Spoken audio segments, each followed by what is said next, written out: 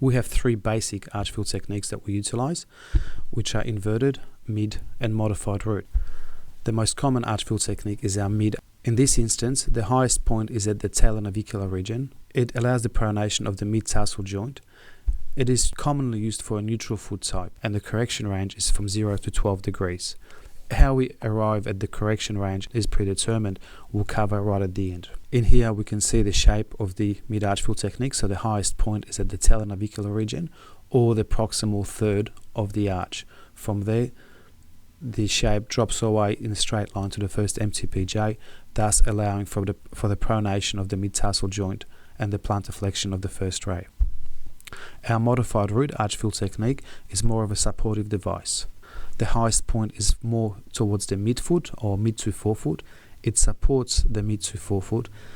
Please note, it does not allow first ray function. It is there to support the distal part of the forefoot, and the correction ranges from 0 to 8 degrees. As you can see here in this picture, the arch height is more distal, more pressure being exerted into mid and forefoot. Mid-modified root is a combination that is being used quite commonly these days with podiatrists that require more archier orthotic than a mid, but not something that puts so much pressure in their rear foot. A lot of the patients are finding that with a mid device, they don't feel like they're getting any arch support. The pressure is too much into the rear foot. So a mid-modified root is a good compromise or a good combination to use in a case where you want more arch support, but you still require first ray function. It also gives you less calc inclination angle support.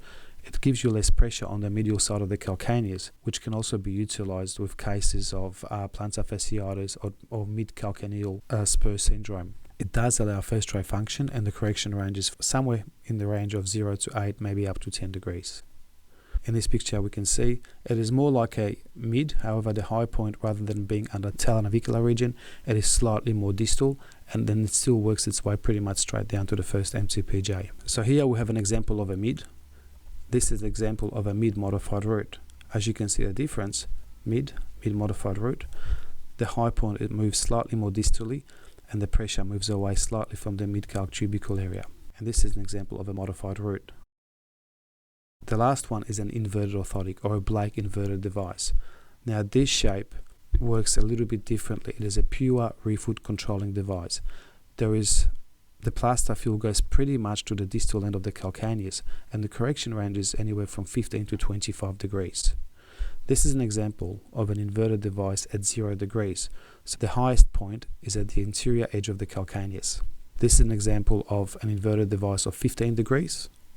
And this is an example of an inverted device of 20 degrees. So the correction range, or the amount of correction, is being purely determined by the amount of degrees of inversion. This is another view of a 20-degree inverted device. There is no or very minimal pressure on the arch. In this table, we demonstrate how the different correction ranges work in the different arch fill techniques. We have mild, moderate, aggressive, and oh my god. So a modified root mild correction is 0 to 6 or 8 degrees.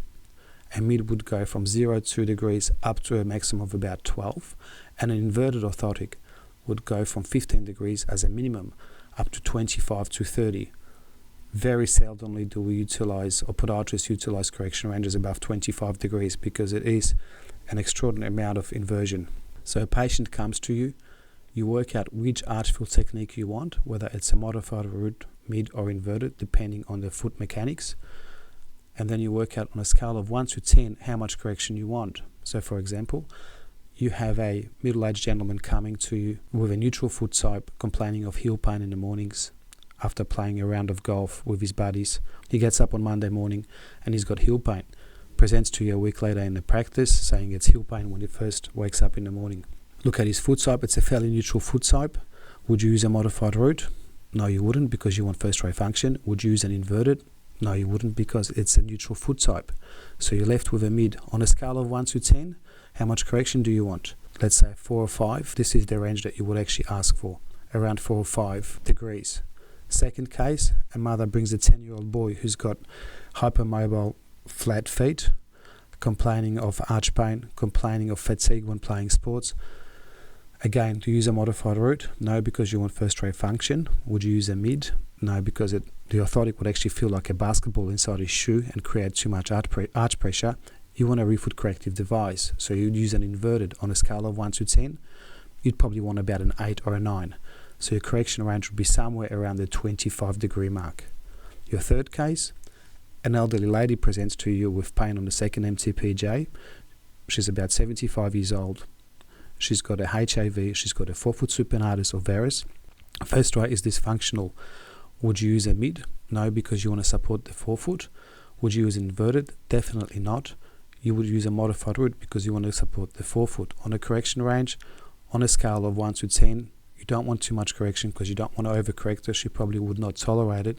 You want somewhere around a 3 or a 4, so would use mild to moderate. Under the arch fill technique, you'll find an option for minimum and maximum arch fill. Minimum arch fill, maximum arch fill. The standard arch heights on our devices for a mid modified root or a mid modified root is 90% of the arch height when the rear foot is at 0, and how we work out the rear foot at 0 we'll show you in the next section. So this is basically a mid arch fill technique with 90% arch height. Standard arch height, as already mentioned, is 90% of the height of the arch. Minimum arch fill will give you 100% or roughly 3 to 4 millimeters higher than the standard arch shape. So this is an example of a minimum arch fill. The highest point is brought up to full contact with the arch. And a maximum arch fill is 80% or 3 to 4 millimeters lower than the standard arch height. As you can see there, it is much lower at the highest point.